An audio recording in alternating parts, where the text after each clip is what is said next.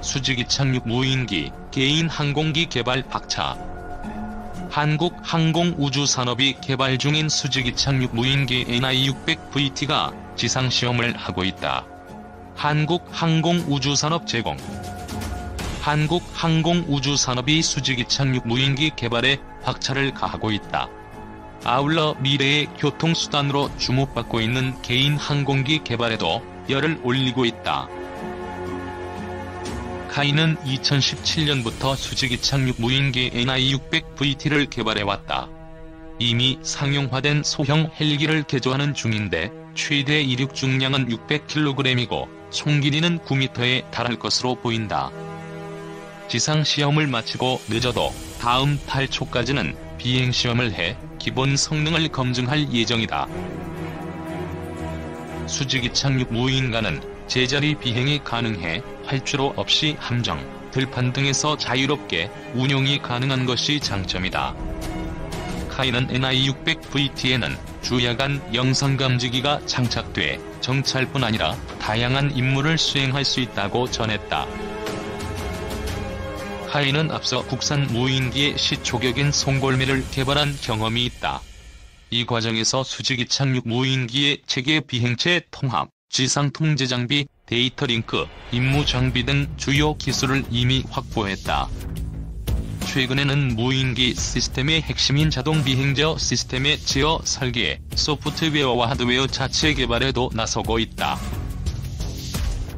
카이는 일부 핵심 기술의 경우 자체 개발과 인력 양성에 그치지 않고 산학협력과 해외 전문가 기술 자문도 활용할 예정이다. 파생형 무인기 개발은 물론 성능 개량, 유지 보수 측면에서 활용 가능할 전망이다. 카이는 미래의 교통수단으로 주목받고 있는 개인용 항공기도 연구 중이다. 이미 우버는 헬리콥터 제조사 벨과 손잡고 세계 최대 전자쇼 CS2019에서 수직 이착륙이 가능한 차량 벨 엑서스를 선보인 상황이다. 카이도 여기에 발맞추기 위해 PAV의 핵심 기술인 자율비행 조종 시스템과 전기 추진 수직 이착륙 기술 개발도 고려하고 있다. 화물 운송용 무인기 개발 등 PAV 기반 기술을 확보하려는 방안도 검토 중이다. 카이, 수직 이착륙 무인기 독자 개발 추진 연내 시험 비행.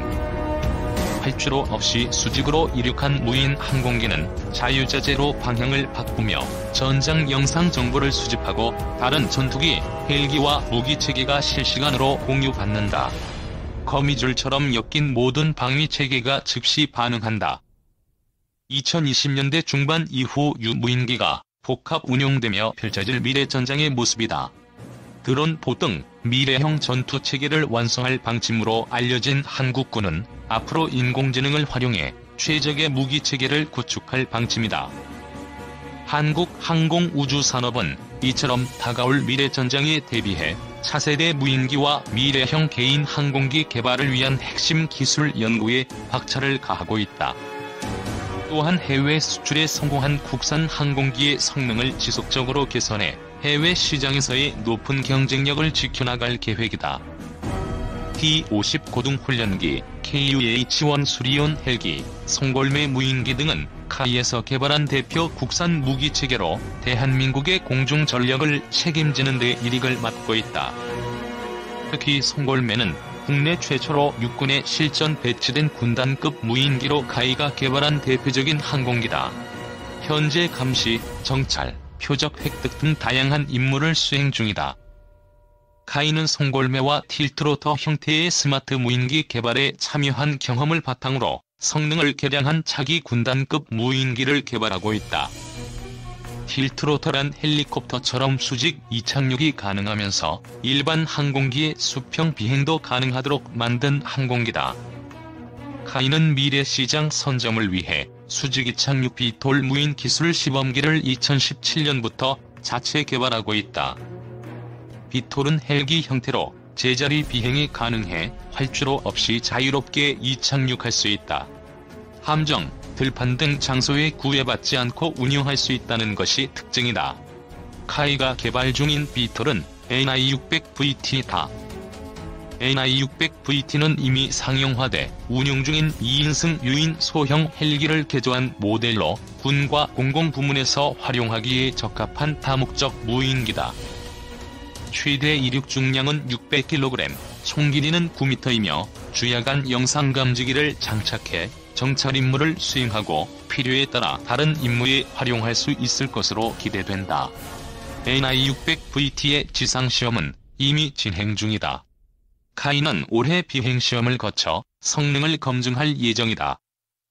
카이 관계자는 무인기 체계 개발 단계로 진입하기 위해 요구되는 체계, 비행체 통합, 지상 통제 장비, 데이터 링크, 임무 장비 등 주요 기술을 이미 확보하고 있다며 무인기 개발 핵심인 자동 비행제어 시스템의 로직 설계, 소프트웨어와 하드웨어도 자체적으로 개발 중이라고 말했다. 아직 부족한 일부 핵심 기술은 자체 개발뿐 아니라 산학협력, 해외 전문가 기술 자문 등을 적극 활용해 확보할 계획이다.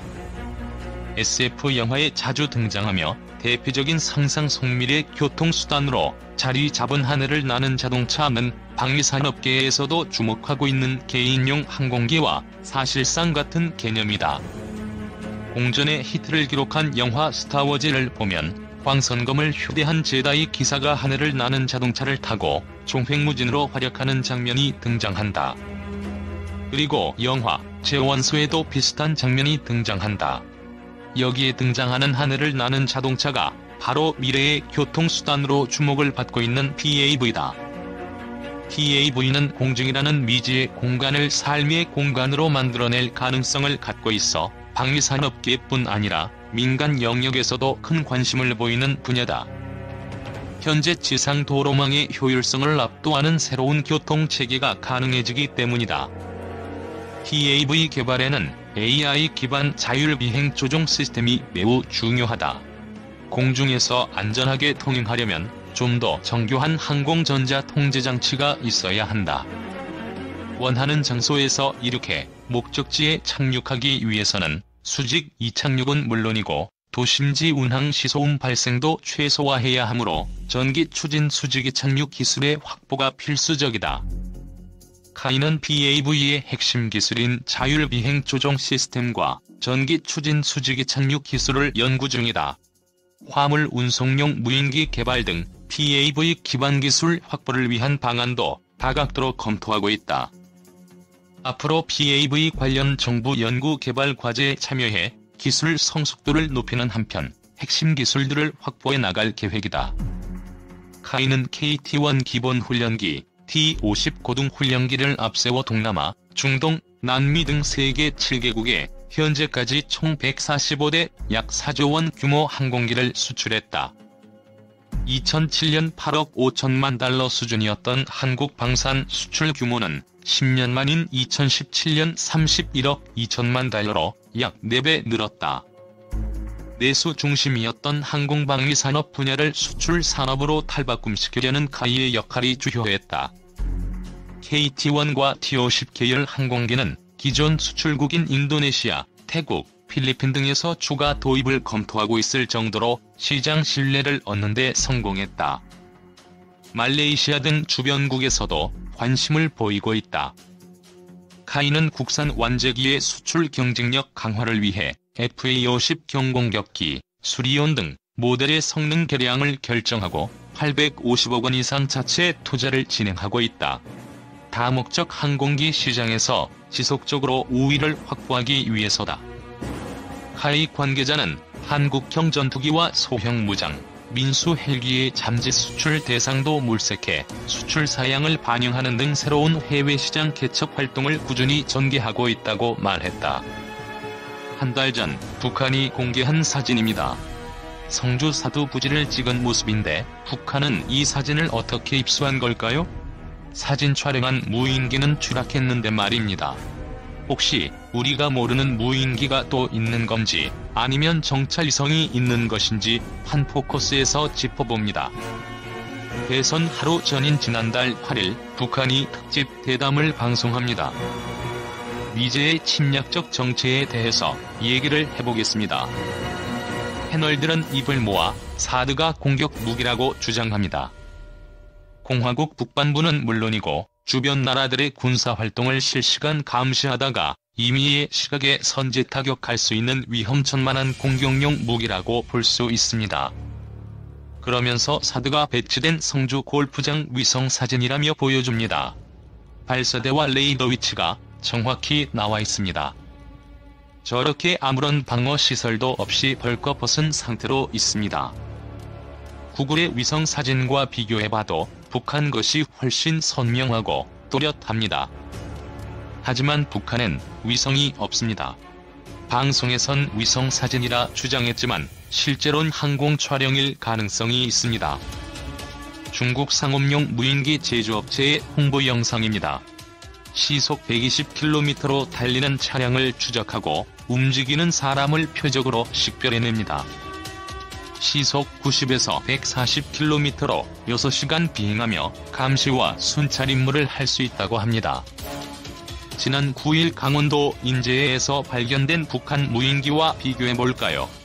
색깔이 다르고 크기가 다소 작을 뿐 모양이 거의 쌍둥이입니다. 날개의 각도, 항공기를 뜨게 하는 플랩 부분도 똑같은 형태입니다. 유엔 안보리 대북제재위원회는 어제 3년 전 백령도에 추락한 북한 무인기가 이중국 회사 기종이었다는 보고서를 냈습니다. 중국에서 이미 상업용으로 널리 사용되고 있는 무인기들 중 하나의 종류라고 생각됩니다. 심지어 항속거리가 1000km 이상 넘어가는 것도 중국에서 상업용 무인기로 존재하고 있고요. 사드 기지 항공 촬영에 성공한 북한 무인기, 하지만 도중에 추락해 사진을 전달하는 데 실패했습니다. 그런데 한 달 전 북한이 얻은 사진은 뭘까? 1.